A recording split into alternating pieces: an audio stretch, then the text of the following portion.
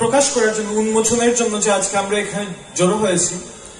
তো এইটার যদি মানে একটা বই বা জাতির ভাষা গোষ্ঠীর অগ্রগতির জন্য পড়ালেখা বা এটার চর্চা বই প্রকাশনের মাধ্যমে বা অন্যান্য ভাবে কতটুকু দরকার, এটার একটা উদাহরণ হিসেবে আমরা বুঝতে পারি যে আজকে যদি বঙ্কিমচন্দ্র, রবীন্দ্রনাথ ওরা যদি বাংলা ভাষার চর্চা করে না যেতেন, তাহলে হয়তো বাংলা ভাষার যে আজকের এত গৌরবময় ইতিহাস সেটা হতোই না।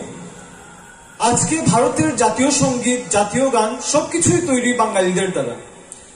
আজকে ভারতবর্ষের এই যে ভারত মাতার যে একটা প্রতিচ্ছবি আমরা পাই, সেটাও কিন্তু আসে বঙ্কিমের লেখা থেকেই। বঙ্গমাতার যে একটা আইডিওলজি বা একটা কনসেপ্ট যেটা তৈরি করে দিয়ে গেছিলেন বেঙ্গলি রাইটার্সরা, সেখান থেকেই কিন্তু সূত্রপাত ধরে ভারত মাতার যে একটা ছবি তৈরি করার সেই পরিকাঠামোটা কিন্তু বঙ্গদেশ থেকেই বেরিয়েছিল।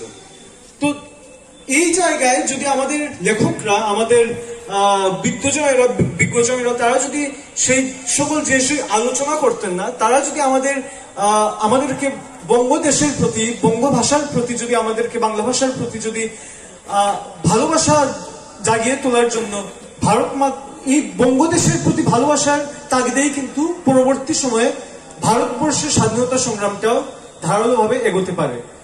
আজকের দিনে রবীন্দ্রনাথ, নজরুল এবং অন্যান্য লেখকরা তারা যেভাবে জ্বালাময়ী লেখাগুলো লিখে দিয়ে গেছেন আমাদেরকে, প্রথমে যেটা বঙ্গভঙ্গ থেকে শুরু হয়, ব্রিটিশ বিরোধী আন্দোলনের বলতে পারি যে একটা তাদের বিরুদ্ধে, যেটাকে ব্রিটিশরা হয়তো একসময় বলতো টেরোরিস্ট মুভমেন্ট। তো সেই টেরোরিস্ট মুভমেন্ট যেটা আসলে যেটা ছিল ব্রিটিশদের উগ্রবাদী নেচারের বিরুদ্ধে একটা উগ্রবাদী রেসপন্সের কাহিনী। যেমন ভাবে ইট ছোড়া হবে তেমন ভাবে পাটকেল ছোড়া হবে।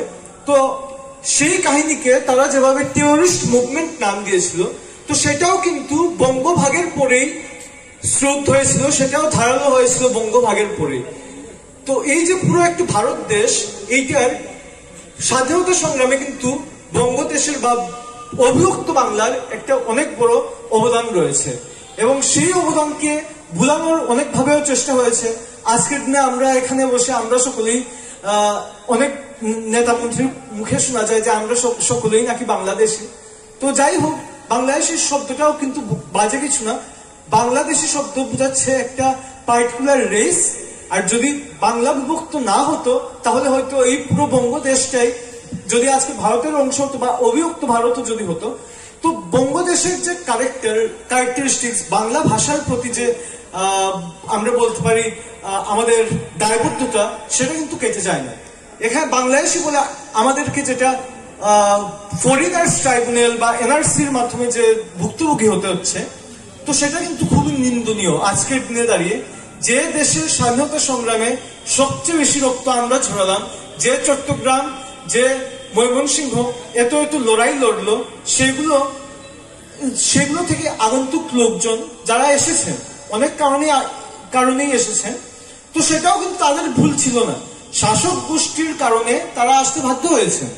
তো সেই জায়গায় এসে আজকের দিনে আমাদের ভাবা দরকার যে আমরা কতটুকু এগোলাম, আর আগামীতে আমাদের কি করণীয় আমাদের সমগ্র জাতির উদ্ধার কার্যে।